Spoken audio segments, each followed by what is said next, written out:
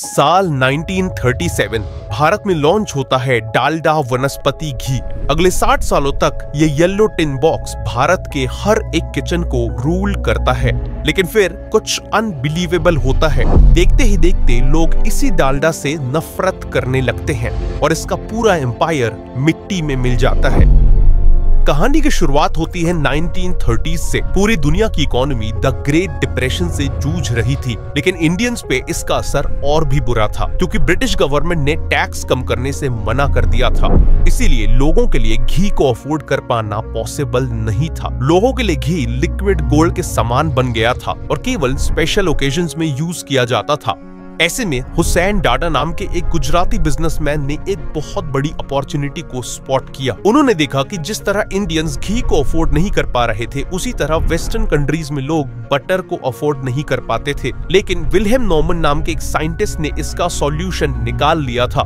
उन्होंने देखा कि जब वो सोयाबीन या पाम ऑयल जैसे वेजिटेबल ऑयल्स में निकल की प्रेजेंस में हाइड्रोजन गैस ऐड करते हैं तो यही ऑयल लिक्विड से सेमी सॉलिड या सॉलिड स्टेट में ट्रांसफॉर्म हो जाता है। इस पूरे प्रोसेस को हाइड्रोजनेशन कहते हैं। इसी प्रोसेस का यूज करके वेस्टर्न कंट्रीज में मार्जरीन बना लिया था, जिसे वहां के लोग बटर की जगह यूज करने लगे थे क्योंकि ये काफी सस्ता पड़ता था। इसी को देखते हुए हुसैन डाडा ने नेदरलैंड्स में डाडा एंड को नाम की एक कंपनी खोली। फिर हाइड्रोजनेशन प्रोसेस से सेमी सॉलिड ऑयल बनाया जो बिल्कुल घी की तरह दिखता था और घी की तरह ही मेल्ट होता था। फिर इसी आइटम को वो इंडिया इंपोर्ट करके बेचने लगे। लेकिन उन्हें पता था कि इंडियंस किसी भी अननेचुरल या फॉरेन चीज को घी के रिप्लेसमेंट के तौर पे एक्सेप्ट नहीं करेंगे। इसीलिए उन्होंने इंडिया में डेलिबरेटली इसे आर्टिफिशियल घी या फिर हाइड्रोजनेटेड ऑयल नहीं बुलाया, बल्कि उन्होंने इसका नाम रखा वनस्पति, डाडा वनस्पति। वनस्पति एक संस्कृत वर्ड है जिसका मतलब है लॉर्ड ऑफ द फॉरेस्ट, और इस टर्म को सुनकर इंडियंस को लगा कि ये एक नेचुरल प्रोडक्ट है। साथ में इसका प्राइस भी असली घी से 9 से 10 गुना कम था। इतने कम प्राइस में घी का लुत्फ उठा पाना लोगों के लिए बहुत बड़ी बात थी। इसीलिए लॉन्च के कुछ समय बाद ग्रेजुअली वनस्पति की डिमांड बढ़ने लगी और इसी बढ़ती डिमांड को देखकर कहानी में एंट्री होती है लीवर ब्रदर्स की। लीवर ब्रदर्स एक ब्रिटिश कंपनी थी जो ऑलरेडी ब्रिटेन में मार्जरीन बेचा करती थी। इसीलिए अब इंडिया में आकर वनस्पति बेचना उनके लिए एक लॉजिकल बिजनेस डिसीजन था। By the way, liver brothers वही कंपनी है जिसे आज हम ग्लोबली यूनिलीवर और इंडिया में हिंदुस्तान यूनिलीवर के नाम से जानते हैं। लीवर ब्रदर्स ने इंडिया में हिंदुस्तान वनस्पति मैन्युफैक्चरिंग लिमिटेड नाम की कंपनी खोली, बॉम्बे के पास एक फैक्ट्री खोली और हुसैन डाडा से वनस्पति के मैन्युफैक्चरिंग राइट्स खरीद लिए। लेकिन इस डील में हुसैन डाडा की एक शर्त थी कि लीवर ब्रदर्स को डाडा के ब्रांड नेम को रिटेन करना होगा। लीवर ब्रदर्स ने यह शर्त मान तो ली, लेकिन वो खुद भी इस ब्रांड में अपनी ओनरशिप दिखाना चाहते थे। इसीलिए उन्होंने डाडा में लीवर का इनिशियल यानी एल इंसर्ट कर दिया और इसी तरह 1937 में इंडिया में लॉन्च हुआ डालडा। लीवर ब्रदर्स डालडा को इंडिया के कोने कोने तक, हर एक किचन तक पहुंचाना चाहते थे। लेकिन ये गोल आसान नहीं था क्योंकि इंडियंस के लिए घी केवल एक कुकिंग फैट नहीं था, बल्कि ये प्योरिटी का सिंबल था और हमारे कल्चर में भी ये काफी डीपली इंटीग्रेटेड था। साथ में लोग वनस्पति के टेस्ट और स्मेल के बारे में भी उतना श्योर नहीं थे, जिस कारण वो इतनी आसानी से इसे एक्सेप्ट नहीं करने वाले थे। इसीलिए लीवर ब्रदर्स ने मार्केटिंग में अपनी पूरी ताकत झोंक दी। सबसे पहले उन्होंने एक प्रमोशनल फिल्म बनवाई जिसमें वो डालडा को घी के एक अफोर्डेबल ऑल्टरनेटिव के तौर पे प्रमोट करने लगे। ये इंडियन हिस्ट्री में केवल दूसरी बार था जब किसी ने मार्केटिंग के लिए एक मोशन फिल्म बनवाई थी। इससे पहले केवल जनरल मोटर्स की शेवरले ने ही इंडिया में ऐसा किया था। अब डालडा ने फिल्म तो बनवा ली थी, लेकिन उस समय इंडियंस के पास ना तो टीवी हुआ करता था और ना ही देश में इतने सिनेमा हॉल्स थे। इसीलिए डालडा ने अपनी एक मोबाइल सिनेमा वैन बनवाई जो बिल्कुल उनके टिन के डब्बे जैसी दिखती थी। ये वैन गांव-गांव जाती थी और सफेद चादरों में प्रमोशनल फिल्म को दिखाया करती थी। जब भारत की सड़कों में केवल बैलगाड़ी चला करती थी, तब डालडा की ये येलो कलर की वैन सभी का ध्यान आसानी से खींच लेती थी और हजारों लोग इजिली इकट्ठा हो जाते थे। इसके अलावा डालडा ने जगह जगह अपना लाइव डेमो दिया। बेसिकली ये जगह जगह स्टील टेबल्स लगाते थे, डालडा के बॉक्सेस को सामने रखते थे और ओपनली डालडा में फूड कुक करके दिखाते थे।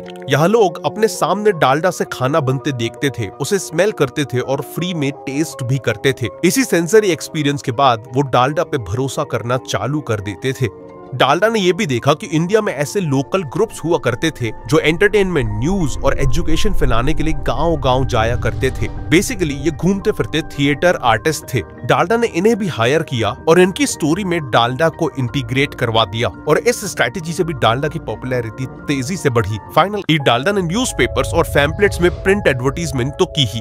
डालडा का ये मार्केटिंग कैंपेन इंडिया का सबसे पहला मल्टीमीडिया मार्केटिंग कैंपेन बन गया, क्योंकि ये पहली बार था जब किसी ब्रांड ने इतने सारे मार्केटिंग चैनल्स को एक साथ यूज किया था।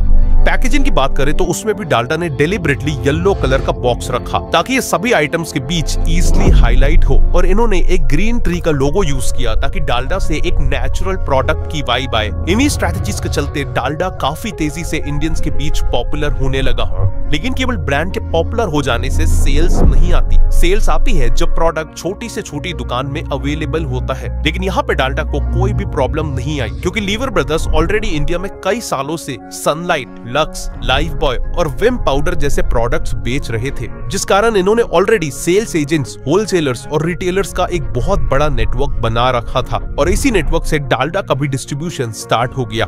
डालडा की सक्सेस के पीछे लीवर ब्रदर्स की स्ट्रॉन्ग टीम का एक बहुत बड़ा हाथ था। इनके पास सेल्स से लेकर ऑपरेशंस तक हर डिपार्टमेंट में सबसे शार्प माइंड्स ऑलरेडी काम कर रहे थे। इनफैक्ट किसी भी कंपनी की रियल स्ट्रेंथ उनके प्रोडक्ट से ज्यादा उनके पीपल में होती है। लेकिन सच ये है कि सही मैन पावर को हायर करना बिजनेस की सबसे बड़ी प्रॉब्लम्स में से एक होती है। इनकी सक्सेस में एक और पार्टी ने एक इंपॉर्टेंट रोल प्ले किया, और वो थी इंडियन गवर्नमेंट ने देखा कि वनस्पति इंडियंस के डेली कुकिंग नीड्स का एक इम्पोर्टेंट हिस्सा बन चुकी है, इसीलिए उन्होंने इसे एक एसेंशियल कमोडिटी डिक्लेयर कर दिया, जिसके बाद डालडा सरकारी राशन शॉप्स में सब्सिडाइज्ड प्राइस में बिकने लगा। 1980s में तो डालडा की 40% सेल्स इन्हीं राशन दुकानों से आती थी।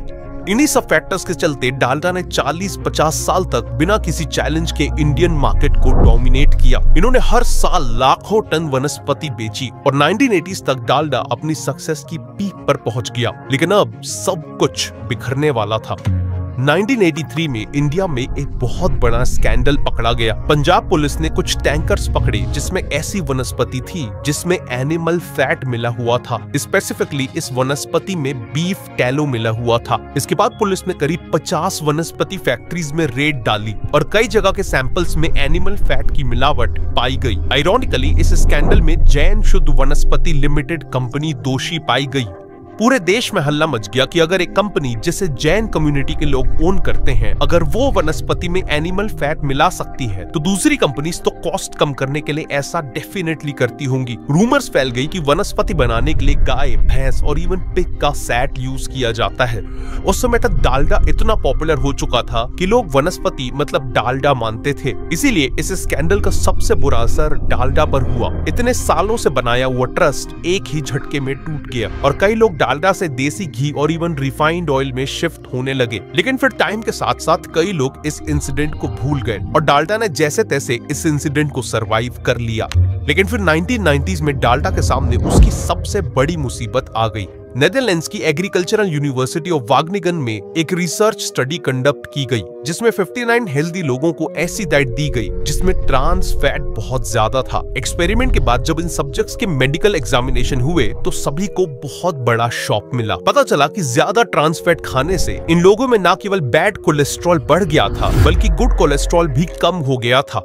बेसिकली इन लोगों में हार्ट रिलेटेड डिसीजेस का खतरा बहुत बढ़ गया था। इसके बाद 1993 में Harvard school of public health ने भी एक स्टडी की जिसमें 85,000 वुमेन को 8 साल तक स्टडी किया गया और पता चला कि ट्रांस फैट्स कंज्यूम करने वाली सब्जेक्ट्स में हार्ट डिसीज का खतरा 50% से बढ़ गया था। इसके बाद 1994 में एक और स्टडी ने एस्टिमेट किया कि यूएसए में हर साल 30,000 लोग हार्ट डिसीजेस से जान गंवा रहे हैं और ये डिसीजेस प्राइमरीली ट्रांस फैट्स खाने से हो रही थी। लेकिन इन सबसे डालडा का क्या लेना देना? इन स्टडीज में जो ट्रांस फैट इतना खतरनाक पाया गया था, डालडा वनस्पति में वही ट्रांस फैट भरा हुआ था, क्योंकि जिस हाइड्रोजनेशन प्रोसेस से वनस्पति बनाई जाती थी उसका सबसे बड़ा साइड इफेक्ट ही ये था कि वनस्पति में ट्रांस फैट की क्वांटिटी बहुत बढ़ जाती थी। WHO के रिकमेंडेशन के अकॉर्डिंग किसी भी फूड में जो टोटल फैट कंपोनेंट होता है उसमें से ट्रांस फैट केवल 4% होना चाहिए। लेकिन अलग अलग एस्टिमेट्स के अकॉर्डिंग डालडा में यही ट्रांस फैट 14% से लेकर वॉपिंग 60% तक था। इस खुलासे के बाद इंडियन डॉक्टर्स ने अपने पेशेंट्स को डालडा में बने फूड को खाने से मना कर दिया। साथ ही लोगों ने खुद भी देखा कि जो कोलेस्ट्रॉल और हार्ट डिसीजेस पहले काफी रेयर हुआ करती थी, आजकल वो बढ़ते जा रही हैं। इसीलिए लोगों के माइंड में भी डालडा एक विलेन बन गया। रिजल्ट ये हुआ कि फीमेल्स ने डालडा को अपने किचन से बाहर करना शुरू कर दिया और हालत ये हो गई कि अगर किसी रेस्टोरेंट के बारे में ये बात फैल जाती थी कि वो लोग डालडा यूज करते हैं तो पूरा शहर उस दुकान का बॉयकॉट कर देता था। इसीलिए रेस्टोरेंट्स, हलवाई और इवन ढाबा वाले भी डालडा यूज करने से बचने लगे। डालडा की हालत ऑलरेडी काफी नाजुक थी कि तभी कहानी में एंट्री होती है दो बहुत बड़े कॉम्पिटिटर्स की, सफोला और फॉर्च्यून। 1998 में सफोला ने देखा कि अब फैमिलीज काफी हेल्थ कॉन्शियस बन रही हैं, तो उन्होंने अपने एडिबल ऑयल की पूरी पोजीशनिंग ही हेल्थ के अराउंड कर दी। उन्होंने अपने कंटेनर और अपने लोगो को हार्ट शेप दे दिया, जो हार्ट की हेल्थ को सिंबलाइज करता था। इवन इनके टैगलाइन थी Saffola, heart of a healthy family. फिर ईयर 2000 में अडानी विल्मार लॉन्च करता है अपना फॉर्च्यून ऑयल। फॉर्च्यून ने देखा कि सफोला और सनड्रॉप जैसे ऑयल केवल प्रीमियम कस्टमर्स को टारगेट कर रहे थे। वही सस्ते एडिबल ऑयल मार्केट में मिलते तो थे, लेकिन वो बिना किसी प्रॉपर ब्रांडिंग, पैकेजिंग और क्वालिटी चेक्स के साथ लोकल दुकानों में बिका करते थे। ऐसे में मार्केट में एक ब्रांडेड और अफोर्डेबल एडिबल ऑयल का गैप पैदा हो गया था। इसीलिए उन्होंने बहुत ही अफोर्डेबल प्राइस में लॉन्च किया फॉर्च्यून ऑयल। उन्होंने इसे एक बेटर ऑयल की तरह पोजीशन किया और अपनी टैगलाइन रखी, थोड़ा और चलेगा। मतलब अगर आपका खाना फॉर्च्यून ऑयल से बना है तो थोड़ा और चलेगा। फिर कुछ टाइम बाद इन्होंने बस अब टूट पड़ो जैसी टैगलाइन यूज की। बेसिकली इन्होंने अपने ब्रांड को ऐसा पोजीशन किया कि आप इसे यूज करके बिना किसी टेंशन के, बिना किसी गिल्ट के खाना खा सके। फॉर्च्यून की स्ट्रेटेजीज इतनी सटीक बैठी कि इन्होंने मार्केट को कंप्लीटली डिसरप्ट कर दिया और केवल 2 साल में ही ये इंडिया के नंबर 1 कुकिंग ऑयल बन गए। इसी दौरान और भी कई कुकिंग ऑयल ब्रांड्स आए और इन सब ने सिमिलर मैसेजिंग यूज की, जैसे no cholesterol, good for heart, recommended by doctor etcetera. जिससे अल्टीमेटली ये हुआ कि जिन लोगों का भरोसा ऑलरेडी डालडा से उठ चुका था, वो सब इन ऑयल्स में शिफ्ट होने लगे और डालडा का मार्केट ऑलमोस्ट खत्म हो गया। इसीलिए फाइनली 2003 में HUL ने डालडा को केवल 90 करोड़ में बेच दिया। बंज लिमिटेड नाम की एक कंपनी ने इसे खरीदा। बंज को लगा था कि फॉर्च्यून और सफोला की ही तरह वो भी कुकिंग ऑयल ब्रांड्स लॉन्च करेगा और वापस मार्केट को कैप्चर कर लेगा। उन्होंने डालडा ब्रांड के अंदर ही तरह तरह के एडिबल ऑयल्स लॉन्च किए और उन्हें हेल्दी ऑयल्स की तरह पोजीशन करने की कोशिश की। इवन इन्होंने डालडा एक्टिव के नाम से वनस्पति का एक हेल्दियर वर्जन भी लॉन्च किया। इन्होंने सोचा था कि ये डालडा की आइकॉनिक ब्रांडिंग का फायदा उठा के वापस मार्केट कैप्चर कर लेंगे, लेकिन यही इनकी सबसे बड़ी गलती साबित हुई, क्योंकि लोगों के मन में डालडा की ऑलरेडी एक बेहद नेगेटिव इमेज बन चुकी थी। मतलब डालडा का ब्रांड अब एक एसेट नहीं बल्कि एक लायबिलिटी बन चुका था। अगले कुछ सालों में बंज ने डालडा के रिवाइवल में करीब 800 करोड़ रुपए खर्च कर डाले, cholesterol free, trans fat free और इवन हेल्दी जैसे क्लेम्स किए, लेकिन उसके बाद भी डालडा कभी भी इंडिया में खुद को रिवाइव नहीं कर पाया और आज इनका मार्केट शेयर ना के बराबर है। डालडा की कहानी ये साबित करती है कि सही प्राइस, शानदार मार्केटिंग और बेहतरीन प्रोडक्ट से एक सक्सेसफुल बिजनेस बनता है, लेकिन लेगेसी केवल कस्टमर के ट्रस्ट से बनती है। अगर कस्टमर का ट्रस्ट गया तो समझो सब कुछ गया।